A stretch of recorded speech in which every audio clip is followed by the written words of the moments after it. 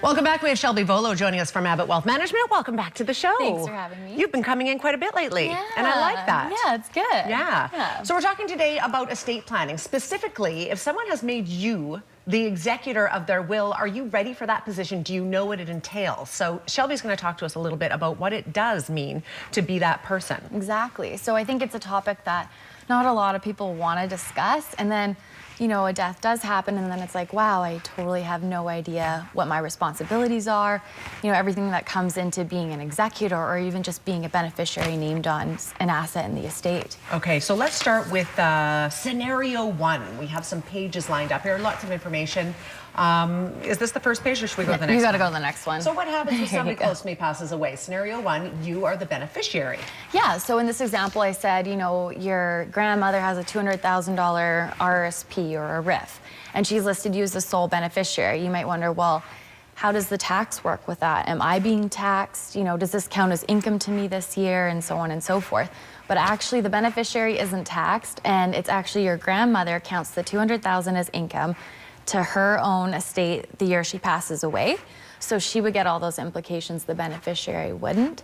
But not a lot of people know how all that works either. So that's a big one. And then also you might wonder, well, who's actually going to assist me in getting this money? So your grandma would have dealt with a financial advisor or a banking representative, and they actually help you do all the paperwork, sign off on it.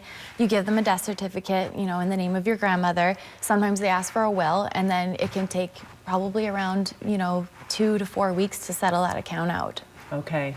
So there's definitely things involved that you need to be aware of. Yeah, absolutely. Okay, let's go to scenario number two. You are the executor.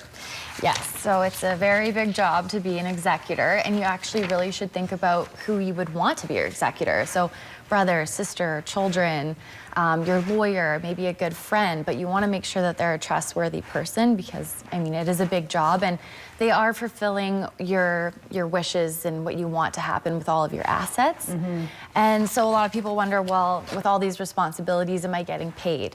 So the answer is yes, they would be paid from the value of the estate. And if the person who wrote the will didn't stipulate an amount, then it always defaults to 5%. Of the entire estate? Yes. Wow. Yeah, so it is something that the person writing the will should think about and take into consideration because, yes, it can be a lot of money. Let's just stay on this page for a sec. Yeah. What happens if the executor passes away and the person didn't update their will? Well, you should always have a second person in line to be your executor. So when you go meet with a lawyer, they would put all of those things in place. That's why it's important, how you can go somewhere and get those boxes and do up your own will and write it and think it's legit. It's not really that great. You should go see a professional, pay the money, and just make sure it's done properly because and it really doesn't have to be that expensive. No, it doesn't. No, it is affordable. Yeah, totally. For sure. Okay, so we're on to the next one. Probate. Yeah, so probate's something an executor should definitely be aware of, and not a lot of people know what probate is. So it is when, your will goes to court and they have to say that it is legally valid. So that's an important thing, and it takes into consideration your land, your properties, personal items, investments, everything like that. Okay, so that's a huge part of it. It is a big part. Can that slow things down? It can, so it can take for, not a complicated will, it can take 4 to 6 months. But say it is complicated, beneficiaries live in different cities, different countries. They have to be tracked down by the lawyer, and the lawyer has to serve each beneficiary and let them know they're applying for probate before they actually go to court and do it. So that can take a lot of time, as well as they have to value assets. So they have to see how much investments were worth on the date of passing and all that kind of thing. Okay. All right, the next one up, tips. Yes, so these are just some helpful tips. So, always list a beneficiary on your RSPs, tax-free savings accounts, everything like that. Even if you don't have someone you would want to leave it to a charity, leave it to the SPCA. Have a joint owner on your non-registered accounts, because if you don't, then it's going to automatically go through probate and then all be factored into your estate. Okay. Have a joint owner on your bank accounts. And then again, like I said, have a legal will drawn up with a professional so you know it is done right and you've covered all of your bases. Make sure your executor is aware that you have listed them as your executor, and they should probably look into all their responsibilities and kind of what they're signing up for.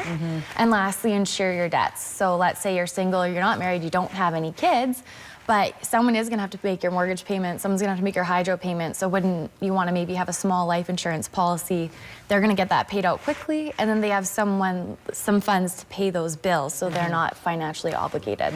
All right. Yeah. Sobering topic, but yet something all of us really, it's an eventuality for all of us, isn't it? So it's something we have to have if we want to keep our affairs in order and make it easier for those around you as well. Yeah. Know what you need to do if you've been named an executor as well. I think that's a hugely important thing. Yeah, it's something to think about. Okay, Shelby, Volo, we have a quick question of the week. The holidays are a time when we're often being asked to donate to causes. Can these donations count as a deduction on your taxes? Yes, so if you have a donation receipt to a registered charity, then you can absolutely put it towards your taxes, get a tax credit.